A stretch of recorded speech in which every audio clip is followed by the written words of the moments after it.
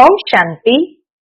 आज 20 सितंबर 2024 के बाबा के अनमोल मधुर महावाक्य सुनेंगे।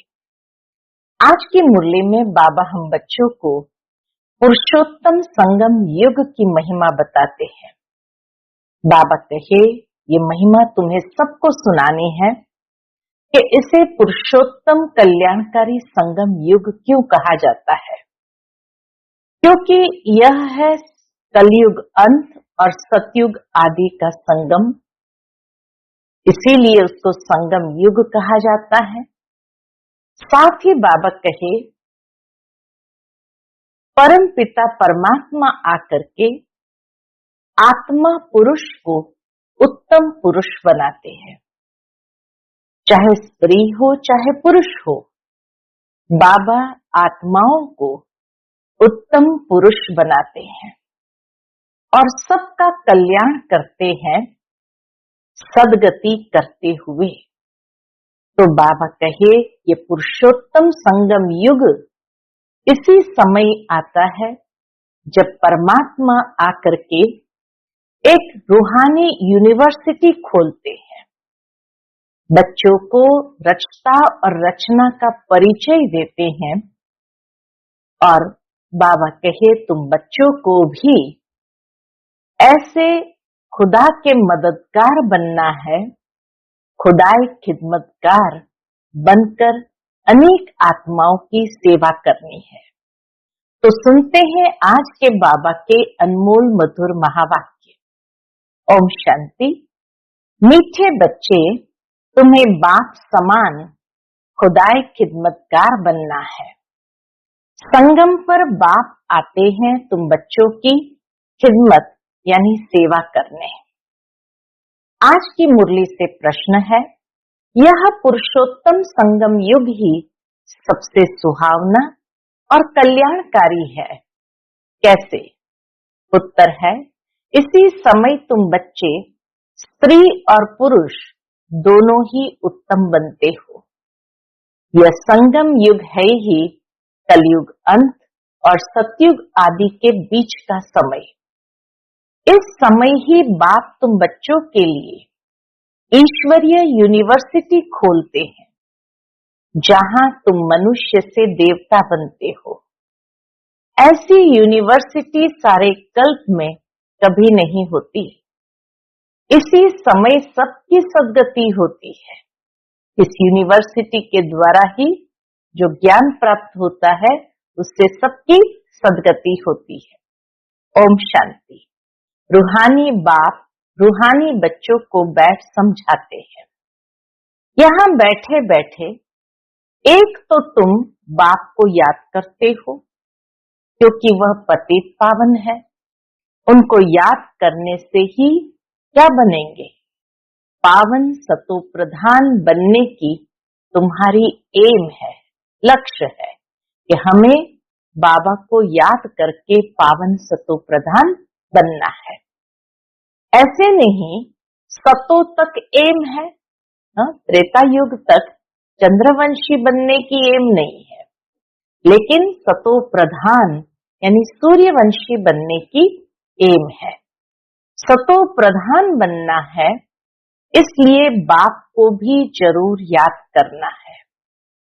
फिर स्वीट होम को भी याद करना है, क्योंकि वहां जाना है। फिर माल मिल्कियत भी चाहिए, इसलिए अपने स्वर्ग धाम को भी याद करना है। एक तो बाप को याद करना है, दूसरा बाबा कहे जहां जाना है वो स्वीट होम को भी याद करना है, और जो प्राप्ति करनी है तो स्वर्ग धाम को भी याद करना है। इसलिए अपने स्वर्ग धाम को भी याद करना है, क्योंकि यह प्राप्ति होती है। बच्चे जानते हैं हम बाप के बच्चे बने हैं, बरोबर बाप से शिक्षा लेकर हम स्वर्ग में जाएंगे, नंबरवार पुरुषार्थ अनुसार। बाकी जो भी जीव की आत्माएं हैं वो शांति धाम में चली जाएगी। घर तो जरूर जाना है। बच्चों को यह भी मालूम हुआ अभी है रावण राज्य। इसकी भेंट में सतयुग को फिर नाम दिया जाता है राम राज्य। 2 कला कम हो जाती है, उनको सूर्यवंशी, उनको चंद्रवंशी कहा जाता है। जैसे ही 2 कला कम हुई तो चंद्रवंशी कहलाते हैं, नहीं तो सतयुग को सूर्यवंशी कहा जाता है। जैसे क्रिश्चियन की डिनाइस्टी एक ही चलती है, वैसे यह भी एक ही डिनाइस्टी, परंतु उसमें सूर्यवंशी और चंद्रवंशी है। यह बातें कोई भी शास्त्र में नहीं है। बाप बैठ समझाते हैं। जिसको ही ज्ञान अथवा नॉलेज कहा जाता है, स्वर्ग स्थापन हो गया, फिर नॉलेज की दरकार नहीं। यह नॉलेज बच्चों को पुरुषोत्तम संगम युग पर ही सिखलाई जाती है। तुम्हारे सेंटर्स पर और म्यूजियम में बहुत बड़े बड़े अक्षरों में जरूर लिखा हुआ हो। क्या लिखा हुआ होना चाहिए कि बहनों और भाइयों, यह पुरुषोत्तम संगम युग है जो एक ही बार आता है। पुरुषोत्तम संगम युग का अर्थ भी नहीं जानते हैं। हम बाबा कहे दुनिया के लोग पुरुषोत्तम संगम युग का अर्थ भी नहीं समझते हैं, तो यह भी लिखना है कलयुग अंत और सतयुग आदि का संगम। तो संगम युग सबसे सुहावना, कल्याणकारी हो जाता है। बाप भी कहते हैं मैं पुरुषोत्तम संगम युग पर ही आता हूं। तो संगम युग का अर्थ भी समझाया है। वैशालय का अंत, शिवालय का आदि, इसको कहा जाता है पुरुषोत्तम संगम युग। यहाँ सब है विकारी, वहां सब है निर्विकारी। तो जरूर उत्तम तो निर्विकारी को कहेंगे ना। पुरुष और स्त्री दोनों उत्तम बनते हैं, इसलिए नाम ही है पुरुषोत्तम। इन बातों का बाप और तुम बच्चों के सिवाय किसको भी पता नहीं है कि यह संगम युग है। किसके ख्याल में भी नहीं आता कि पुरुषोत्तम संगम युग कब होता है।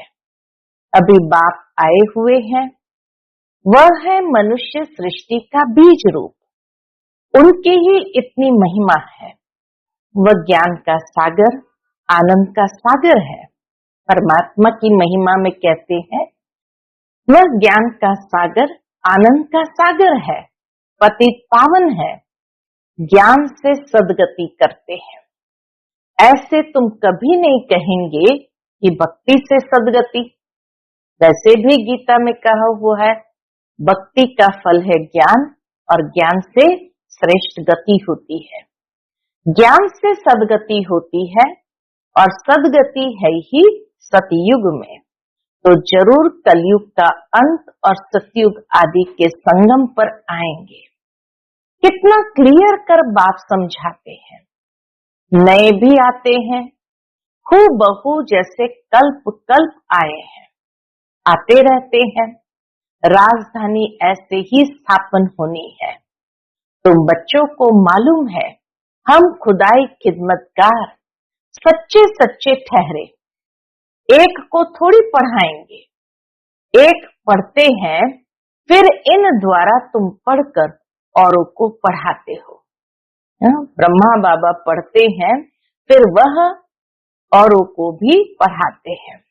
इसलिए यहाँ यह बड़ी यूनिवर्सिटी खोलनी पड़ती है। सारी दुनिया में और कोई यूनिवर्सिटी है ही नहीं। न कोई दुनिया में जानता है कि ईश्वरीय यूनिवर्सिटी भी होती है। अभी तुम बच्चे जानते हो, गीता का भगवान शिव आकर यह यूनिवर्सिटी खोलते हैं, नई दुनिया का मालिक देवी देवता बनाते हैं। इस समय आत्मा जो तमो प्रधान बन गई है, फिर उनको ही सतो प्रधान बनाना है। बाबा कहे जो आत्मा तमो प्रधान बन गई है उसको ही सतो प्रधान बनना है। इस समय सब तमो प्रधान है ना। भल कोई कुमार भी पवित्र रहते हैं, कुमारियां भी पवित्र रहती है, सन्यासी भी पवित्र रहते हैं, परंतु आजकल वह पवित्रता नहीं है। जो ओरिजिनल पवित्रता होनी चाहिए वो नहीं है। पहले पहले जब आत्माएं आती है वह पवित्र रहती है, फिर अपवित्र बन जाती है, क्योंकि तुम जानते हो सतो प्रधान सतो रजो तमो से सबको पास होना होता है। अंत में सब तमो प्रधान बन जाते हैं। अभी बाप सन्मुख बैठ समझाते हैं, यह झाड़ क्या हो गया है।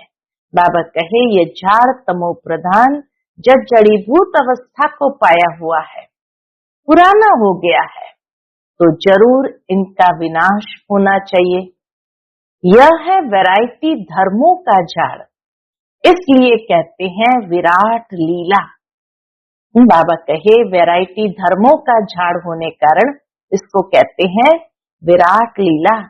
कितना बड़ा बेहद का झाड़ है। वह तो जड़ झाड़ होते हैं, जो बीज डालो वह झाड़ निकलता है। यह फिर है वैरायटी धर्मों का वैरायटी चित्र।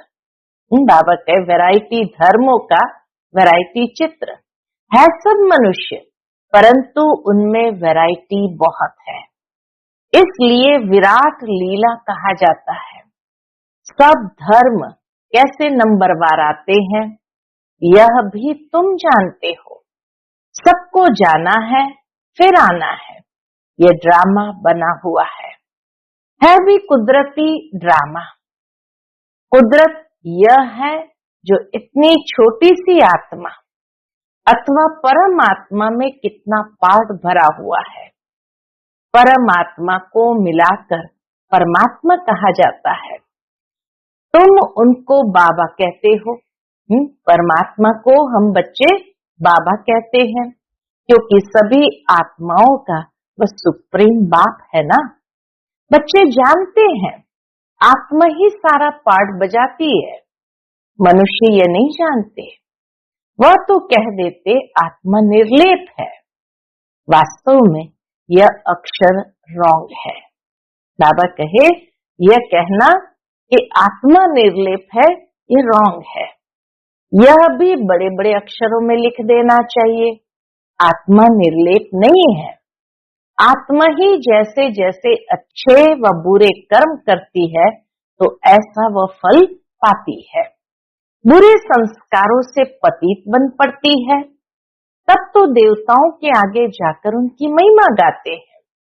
अभी तुमको 84 जन्मों का पता पड़ गया है और कोई भी मनुष्य नहीं जानते। तुम उनको 84 जन्म सिद्ध करके बतलाते हो, तो कहते हैं क्या कहते हैं, क्या शास्त्र सब झूठे हैं? पूछते हैं क्या शास्त्र सब झूठे हैं? क्योंकि सुना है मनुष्य 84 लाख योनियां लेते हैं। अभी बाप बैठ समझाते हैं, वास्तव में सर्वशास्त्रमय शिरोमणि है ये गीता। बाप अभी हमको राजयोग सिखला रहे हैं जो 5000 वर्ष पहले सिखलाया था। तुम जानते हो हम पवित्र थे, पवित्र गृहस्थ धर्म था। अभी इनको धर्म नहीं कहेंगे, गृहस्थ धर्म नहीं कहेंगे। क्यों? बाबा कहे अधर्मी बन पड़े हैं, अर्थात विकारी बन गए हैं, इसलिए धर्म नहीं कहेंगे। धर्म माना जहां पवित्रता हो। तो बाबा कहे अधर्मी बन पड़े हैं, अर्थात विकारी बन गए हैं। इस खेल को तुम बच्चे समझ गए हो। यह बेहद का ड्रामा है जो हर 5000 वर्ष बाद रिपीट होता रहता है। लाखों वर्ष की बात तो कोई समझ भी न सके। यह तो जैसे कल की बात है। तुम शिवालय में थे, आज वैशाली में हो, फिर कल शिवालय में होंगे। सतयुग को कहा जाता है शिवालय, त्रेता को सेमी कहा जाता है। इतने वर्ष वहां रहेंगे। सतयुग त्रेता 2500 वर्ष वहां रहेंगे। पुनर्जन्म में तो आना ही है। इनको कहा जाता है रावण राज्य। तुम आधा कल्प पतित बने। अब बाप कहते हैं गृहस्थ व्यवहार में रहते कमल फूल समान पवित्र बनो। कुमार और कुमारियां तो है ही पवित्र, उन्हों को फिर समझाया जाता है। क्या समझाते हैं? ऐसे गृहस्थ में फिर जाना नहीं जो फिर पवित्र होने का पुरुषार्थ करना पड़े। भगवान वाच क्या है? भगवान वाच बाबा कहे भगवान वाच है कि पावन बनो। तो बेहद के बाप का मानना पड़े ना। तुम गृहस्थ व्यवहार में रहते कमल फूल समान रह सकते हो, फिर बच्चों को पतित बनने की आदत क्यों डालते हो? खुद पावन बने तो बाबा कहे बच्चों को पतित बनने की आदत क्यों डालते हो, जबकि बाप 21 जन्म के लिए पतित होने से बचाते हैं। इसमें लोक लाज कुल की मर्यादा भी छोड़नी पड़े। यह है बेहद की बात। बैचलर्स यानी कुमार तो सब धर्मों में बहुत रहते हैं, परंतु सेफ्टी से रहना जरा मुश्किल होता है। कुमारों के लिए सेफ्टी से रहना जरा मुश्किल होता है। फिर भी रावण राज्य में रहते हैं ना। विलायत में भी ऐसे बहुत मनुष्य शादी नहीं करते हैं, फिर पिछाड़ी में कर लेते हैं कंपेनियनशिप के लिए, क्रिमिनल आय से नहीं करते हैं। ऐसे भी दुनिया में बहुत होते हैं, पूरी संभाल करते हैं। तो जब मरते हैं तो कुछ उनको देकर जाते हैं, कुछ धर्माओं लगा देते हैं। बाबा कहे कुछ उनको देकर जाते, कुछ धर्माओं लगा देते, ट्रस्ट बनाकर जाते हैं।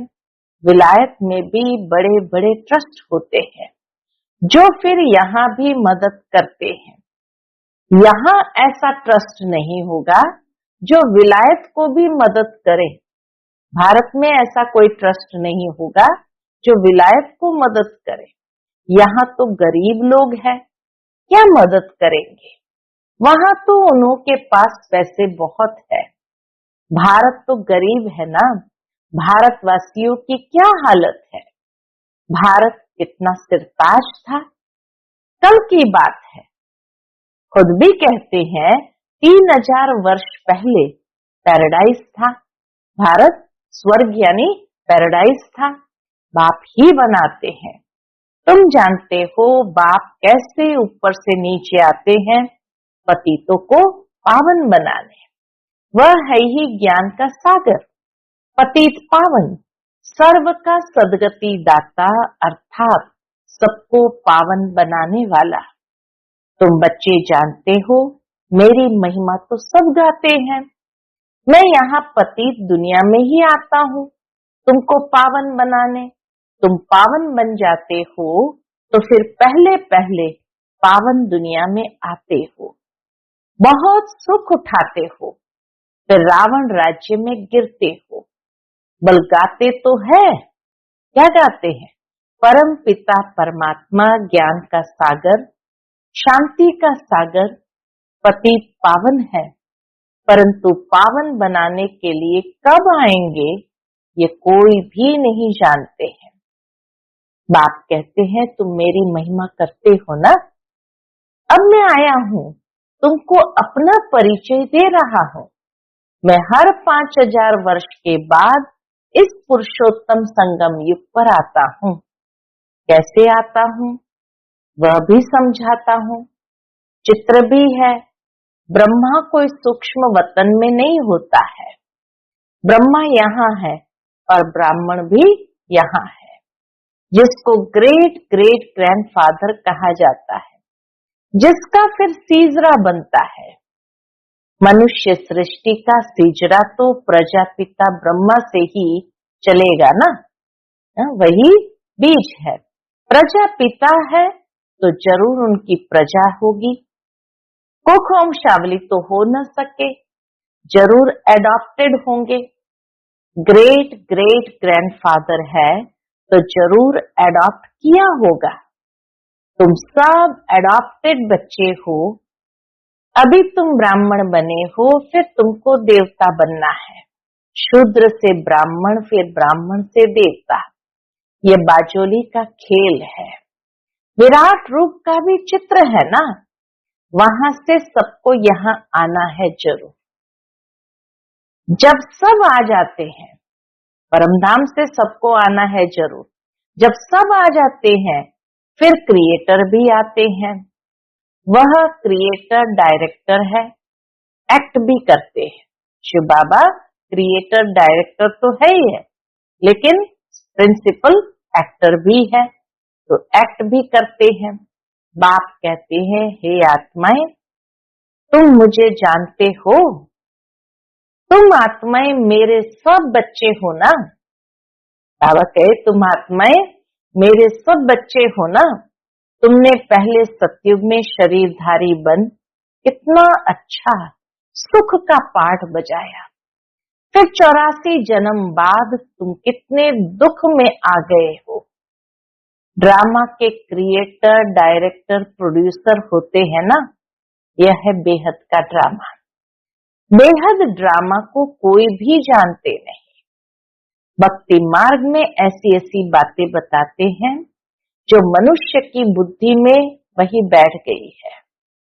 अब बाप कहते हैं, क्या कहते हैं, मीठे मीठे बच्चों, ये सब भक्ति मार्ग के शास्त्र है। भक्ति मार्ग की ढेर सामग्री है।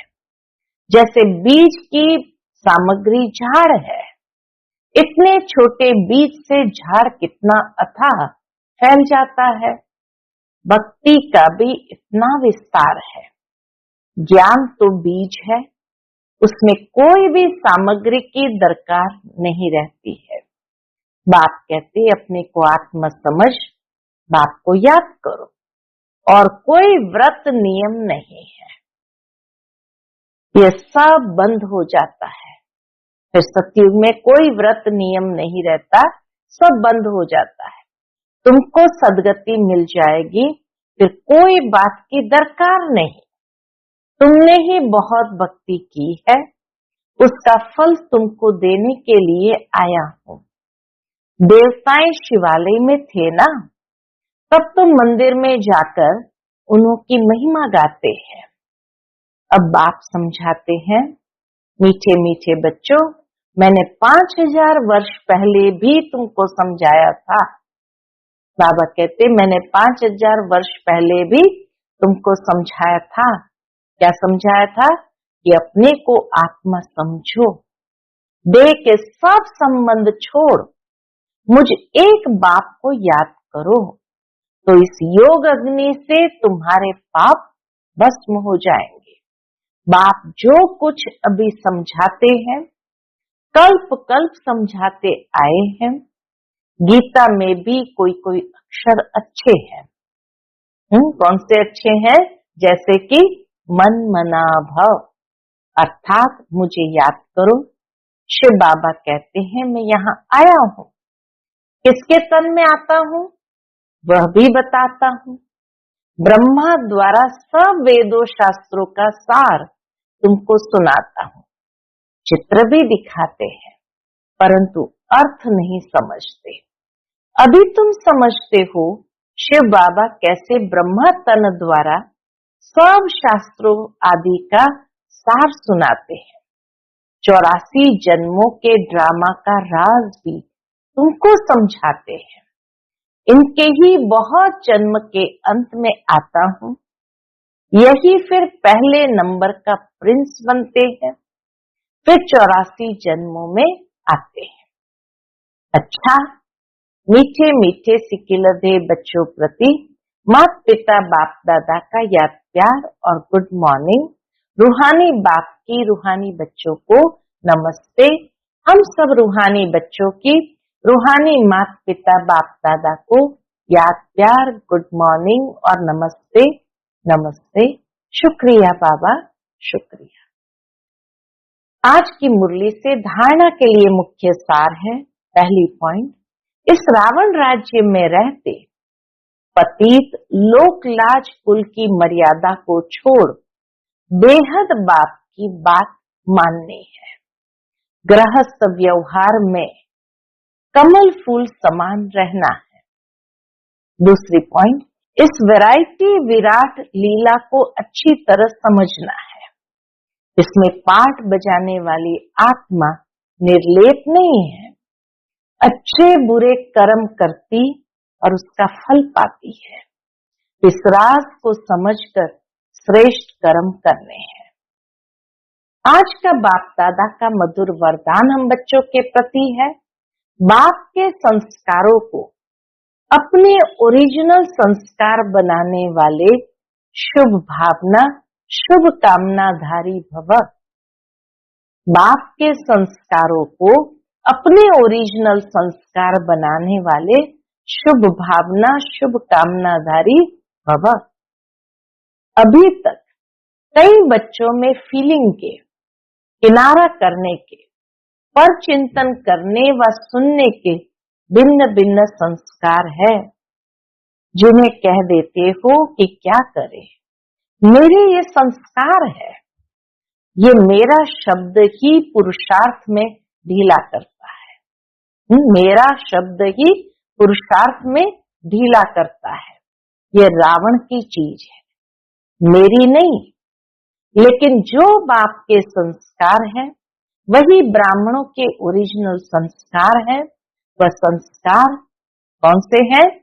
बाबा कहे वह संस्कार है विश्व कल्याणकारी, शुभ चिंतनधारी, सबके प्रति शुभ भावना शुभ कामनाधारी। आज का स्लोगन है, जिनमें समर्थी है वही सर्व शक्तियों के खजाने के अधिकारी है। जिनमें समर्थी है वही सर्व शक्तियों के अधिकारी है। अच्छा, ओम शांति।